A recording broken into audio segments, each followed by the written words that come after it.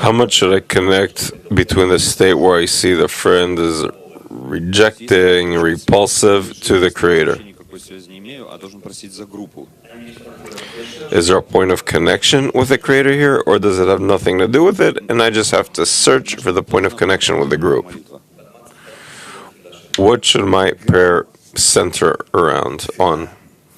Both the prayer and the action, if possible. If possible, sometimes it isn't. If the action is possible, both need to be towards connection. Towards connection. And not to discuss the negative states. Something you are repelled by. But only talk about the connection, even if it's a loose, minimal connection. You must discuss the good states. Don't awaken the negative states and think like, we are honest, we're talking about everything between us. That's incorrect. Because as egoists, you're inspired by words and not the interior. And therefore, we mustn't talk about the negative states, only the good states. That's literally the case.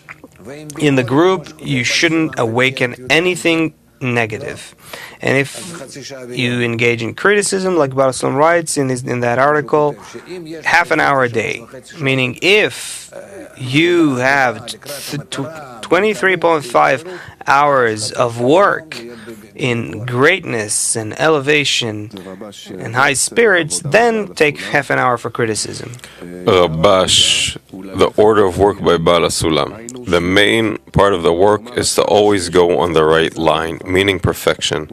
The bit of grasp he has in spirituality, he has to be happy that the Creator gave him a thought and desire to do anything towards spirituality. And also to be on the left line. And for that, it's enough only to be there a half an hour a day. Meaning to calculate how much he prefers the love of the Creator over self-love. And to the extent he sees the deficiencies, he should pray that the Creator will truly bring him closer, that only in 2 lines a person can advance.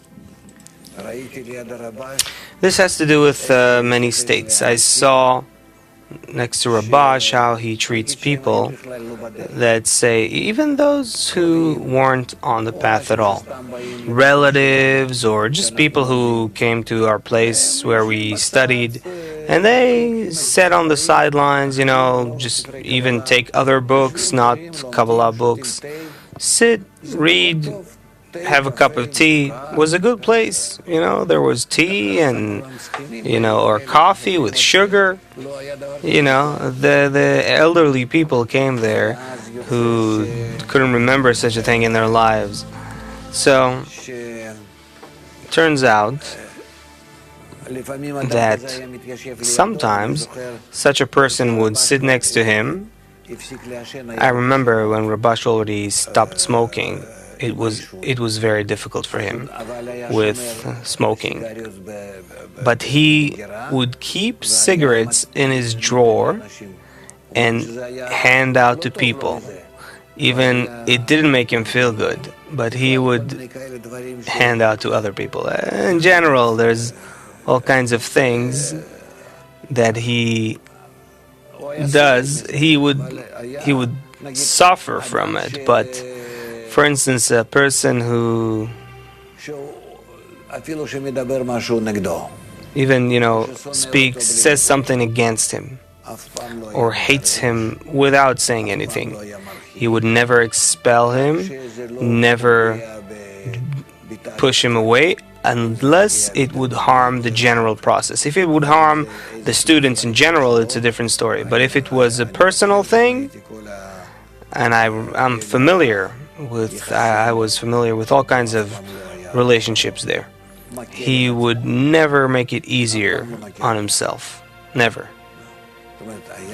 Meaning, he would accept it as coming from the Creator, and I must suffer that, even though there was no chance of converting that person to a supporter, to a friend. Still, but we're in the group. We're not in such states like him when he was obligated that way. In our group, only positive spirits, support, and no criticism.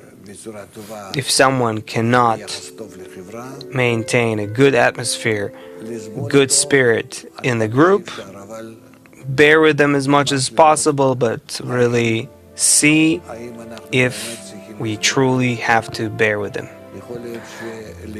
Possibly, we'll have to expel him, even though that should be a case of true damage.